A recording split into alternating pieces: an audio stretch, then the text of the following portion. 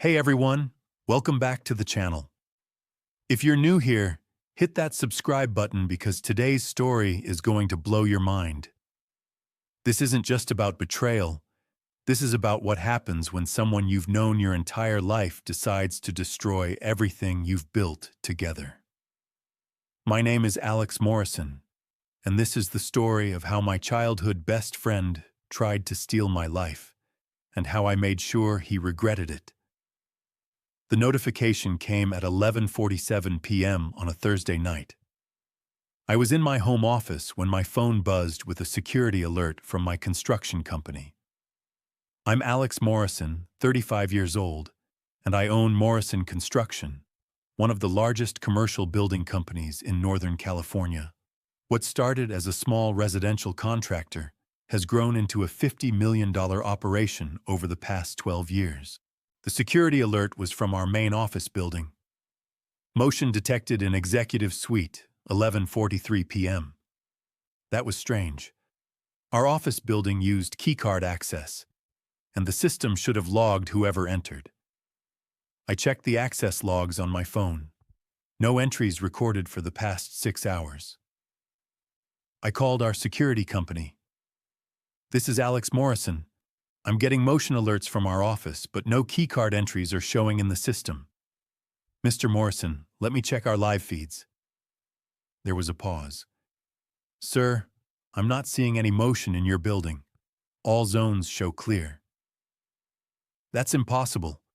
I just got an alert from the executive suite." I was about to dismiss it when my phone buzzed again. This time it was a photo message from an unknown number. The image showed the inside of my office.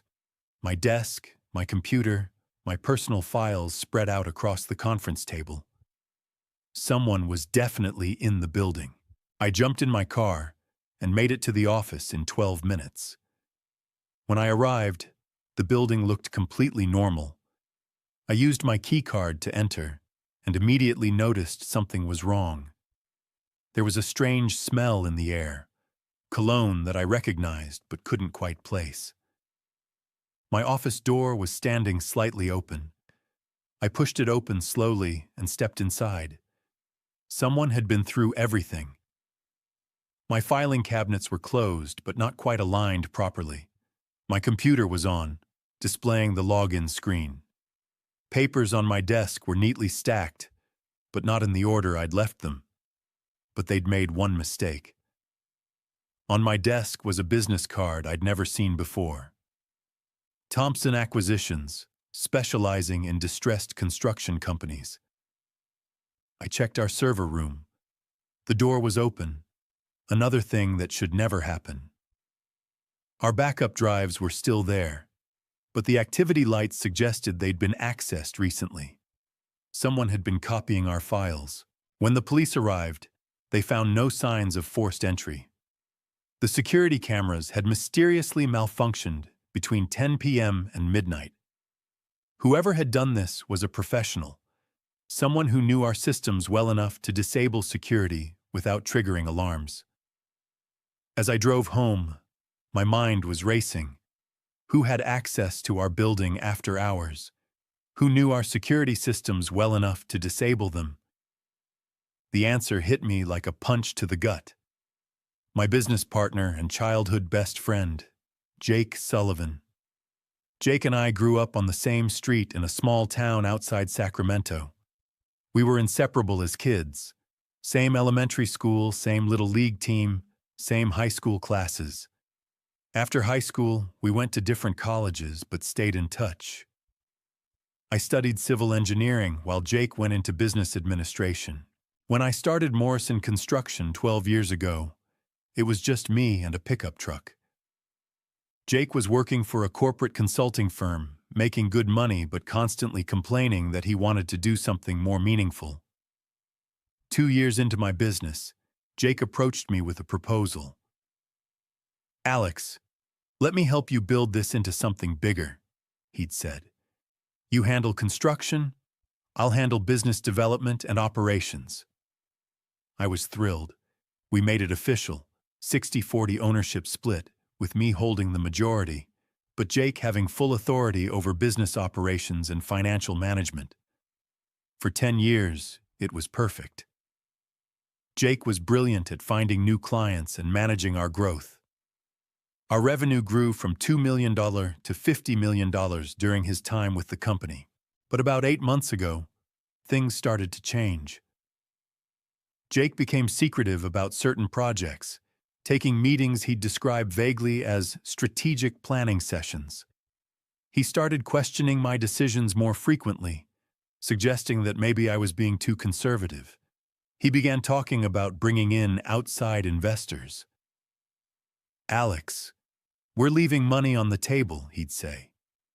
"There are opportunities we can't pursue without serious capital backing."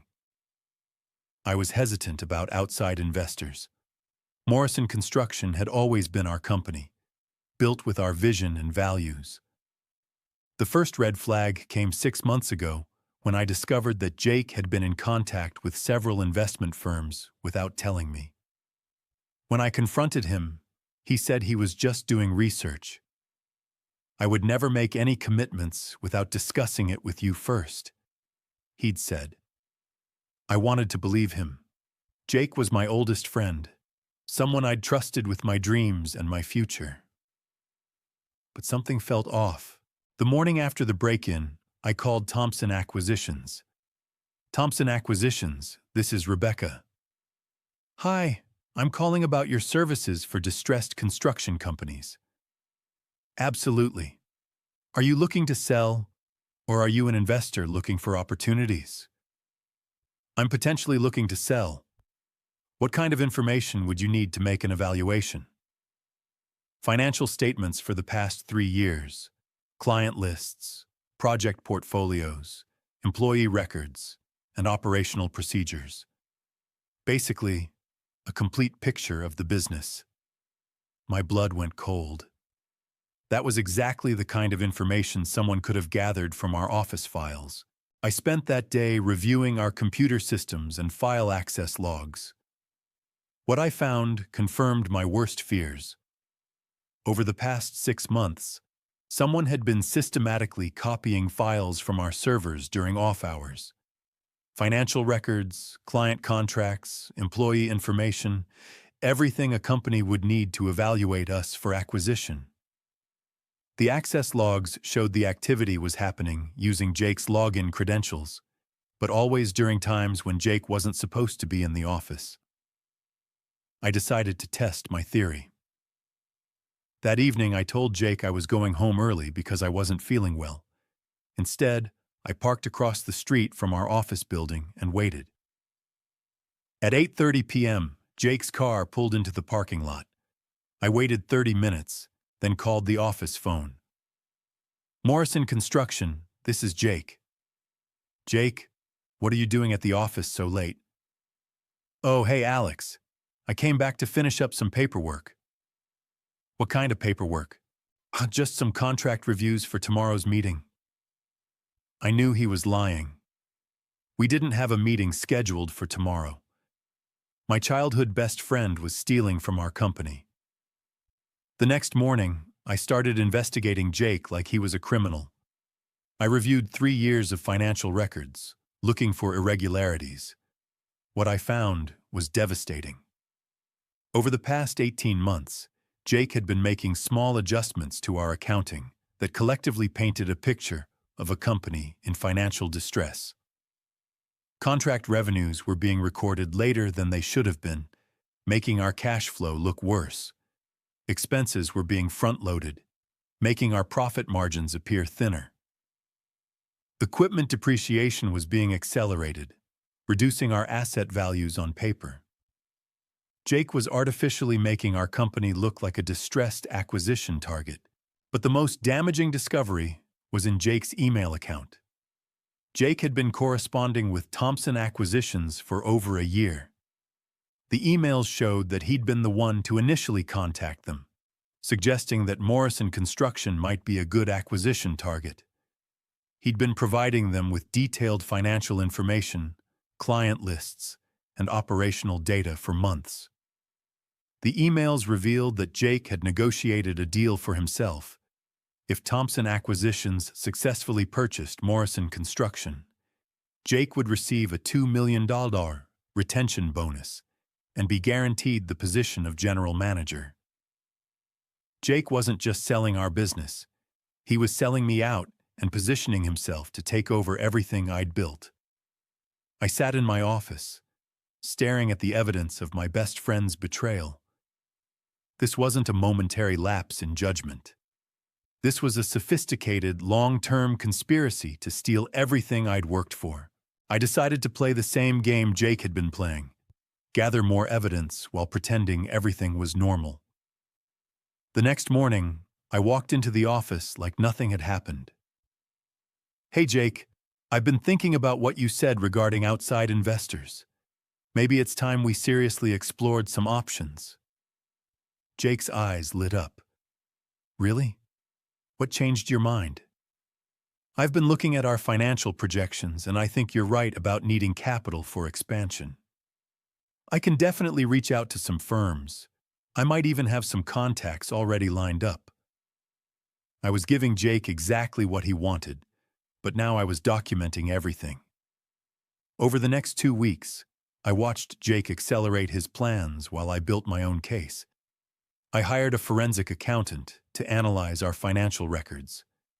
I engaged a corporate attorney. I hired a private investigator to research Thompson Acquisitions. What the investigator discovered changed everything. Thompson Acquisitions was a shell company owned by National Construction Partners, which specialized in acquiring and dismantling regional construction companies. Their business model was to buy successful local contractors at below-market prices, strip out the valuable assets, then dissolve the original companies. Jake wasn't just selling our business. He was selling it to a company that would destroy everything we'd built. The investigation revealed that Jake had been working with National Construction Partners for over 2 years. Monthly transfers of $5,000 labeled as consulting fees had been going into Jake's personal account. My best friend had been working for our competitors for 2 years, collecting intelligence while pretending to be my loyal business partner. The confrontation came on a Friday afternoon. Jake had scheduled a meeting for Monday with Thompson Acquisitions. "Alex, I think this meeting could be really good for us," Jake said. "Tell me something, Jake. How long have you been in contact with them?" "Just a few weeks, since you gave me the go-ahead." I opened my laptop and turned it toward him. On the screen were email communications between Jake and Thompson Acquisitions dating back over a year. The color drained from Jake's face. "Want to try that again?" "Alex, I can explain. I've been having preliminary discussions to understand what options might be available." "Jake, these emails show you providing them with confidential financial information. That's corporate espionage." "I was just doing research." I opened another file. "Forensic accounting analysis showing systematic manipulation of our financial reporting, all designed to make our company appear less profitable than it actually is. Those are legitimate accounting practices. Used to create a false impression of financial distress? That's fraud." I opened a third file. "Jake, I know about National Construction Partners. I know they're the real buyer. I know their business model involves dismantling companies like ours. And I know you've been receiving monthly payments from them for 2 years." Jake's facade completely cracked. The friendly business partner disappeared, replaced by someone cold and calculating. "How did you find out?" "Because I'm good at investigation when someone gives me reason to investigate." "Alex, you don't understand. The construction industry is consolidating. Companies like ours can't survive independently. I was trying to get us acquired on favorable terms. By betraying our friendship and stealing from our company? By being realistic about business. You're too attached to control to see that we need to adapt. Even if I agreed, you should have talked to me. We're supposed to be partners. Would you have listened? Would you have agreed to explore acquisition if I'd approached you directly? I don't know, but you never gave me the chance. Alex, that deal could still work. National Construction Partners is offering $35 million. Even after my retention bonus, you'd walk away with over $20 million. And what happens to our employees? What happens to everything we've built? That's business. Sometimes you have to make hard choices. I looked at my childhood best friend and realized I didn't know him at all. Jake, you're fired. Your ownership stake is forfeited due to breach of fiduciary duty. And unless you return every penny you've received from National Construction Partners, I'm calling the FBI. You can't fire me. I'm a 40% owner. Your ownership agreement includes forfeiture clauses for criminal activity. Corporate espionage qualifies. Jake headed for the door. This isn't over, Alex. It's over, Jake. The only question is whether you're going to prison. Jake didn't accept being fired quietly. Within hours, I received a call from his attorney threatening a lawsuit unless I paid Jake $14 million to settle his ownership claims. Jake was trying to extort money from me using the evidence of his own crimes. I told the attorney I wasn't interested in any settlement and would be filing criminal charges. But I had a better plan. Jake had spent 2 years positioning Morrison Construction as a distressed acquisition target. I was going to use that same positioning to destroy National Construction Partners. I called Thompson Acquisitions directly. This is Alex Morrison.